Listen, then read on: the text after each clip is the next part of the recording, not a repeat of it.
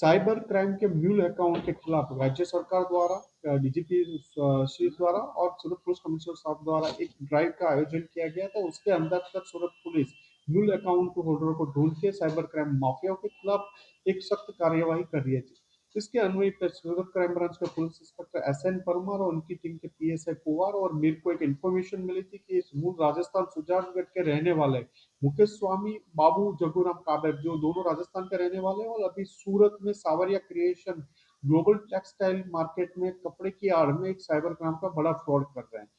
इस अंतर्गत सूरत crime branch की टीम ने इसको दोनों को ला के पूछताछ चालू की, तो इनके पास से 44 बैंक अकाउंट्स के अलग अलग इनके मोबाइल से डिटेल मिली, जिसपे प्राइमरी देखने पे 6000 से ज्यादा NCCRP portal for complaint registered है, जिनमें अभी तक हमने 940 से 950 जितनी फरियाद वेरीफाई की, तो उनका फिगर 750 करोड़ से ज्यादा का साइबर फ्रॉड हमें मिल चुका है। इन दोनों की पूछताछ में एक विद्या प्रदान धर्मा फाउंडेशन NGO का सूरत का नाम आया, जो 2024 में इन लोगों ने खोली थी, और इसके जो दो डायरेक्टर है मितेश पाटिल और आशीष दलजीत शर्मा, इन दोनों को भी अरेस्ट किया गया। इनकी भी पूछताछ चालू है। ये चार और इनके साथ एक वांटेड आरोपी है दिनेश केलका। ये सब 5 लोगों ने मिलकर नवंबर 2024 में ये विद्या प्रदान धर्मा फाउंडेशन एक NGO खोला गया था, जिसका पर्पस था एजुकेशन के लिए, और ये लोग उसकी आड़ में साइबर फ्रॉड कर रहे थे। विद्या प्रदान धर्मा फाउंडेशन के 20 से ज्यादा करंट अकाउंट अलग अलग बैंकों में पाए गए हैं और उनकी पूछताछ इस बारे में चालू है।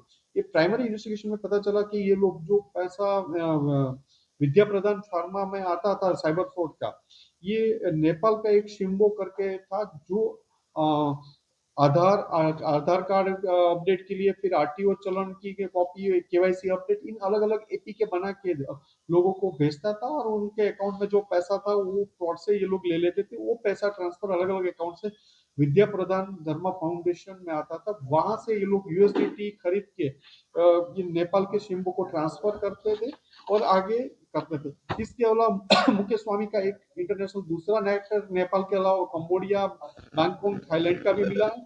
ये अलग अलग कंट्रियों में बैंकॉक, कंबोडिया, थाईलैंड और दुबई 7 बार जा चुका है। वहां के अलग अलग साइबर माफिया और चाइनीज माफिया के साथ संपर्क में था।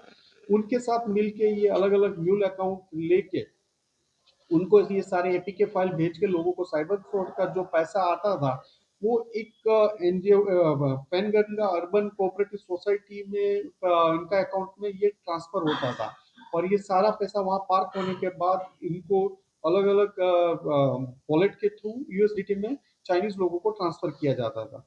ये इन लोगों को धरपकड़ करने के बाद इनकी पूछताछ चालू है। अभी तक 44 अकाउंट्स मिले हैं, जिसमें 2000 से प्राइमरी 750 में 750 करोड़ जितना तो फ्रॉड मिल गया, और 6000 से ज्यादा कंप्लेन इन लोगों के खिलाफ है।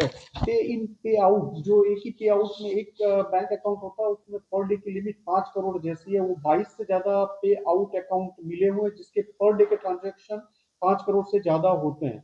ये APK इनके मोबाइल से काफी APK के मैसेजेस, फाइल और स्क्रीन मिररिंग, तो ये बैंक OTP के काफी मैसेज मिले हैं।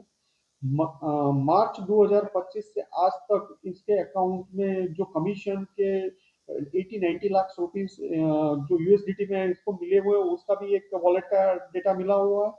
इसके अलावा काफी चीजें बरामद हुई है। इन लोगों की पूछताछ चालू है। इनके पास एक खर्च के एक्सपेंस की शीट मिली, उसमें 6 महीने का एक्सपेंस, उसका 2 करोड़ से ज्यादा एक्सपेंस की एक शीट भी मिली हुई है। तो कहाँ का वो हुआ वो भी देख रहा है। और 35 राज्यों और केंद्र शासित प्रदेशों में 6000 से ज्यादा कंप्लेन इनके खिलाफ रजिस्टर है, जिसमें गुजरात की भी 480 के करीब गुजरात की कंप्लेन है, और उसमें सूरत की 55 जितनी सूरत की कंप्लेन है। इन फरियादियों को ढूंढ ढूंढ के पुलिस स्टेशन में इनकी कंप्लेन लेने की कार्यवाही चालू है। ग्लोबल मार्केट में जो इसकी शॉप थी और रेंट पे चला रहा था ये, 6 महीने से ये रेंट पे सावरिया के नाम से, सावरिया क्रिएशन के नाम से ये चला रहा है, और टेक्सटाइल की कपड़े की आड़ में ये साइबर फ्रॉड कर रहा है। NGO एजुकेशन के पर्पज से बनाया गया था।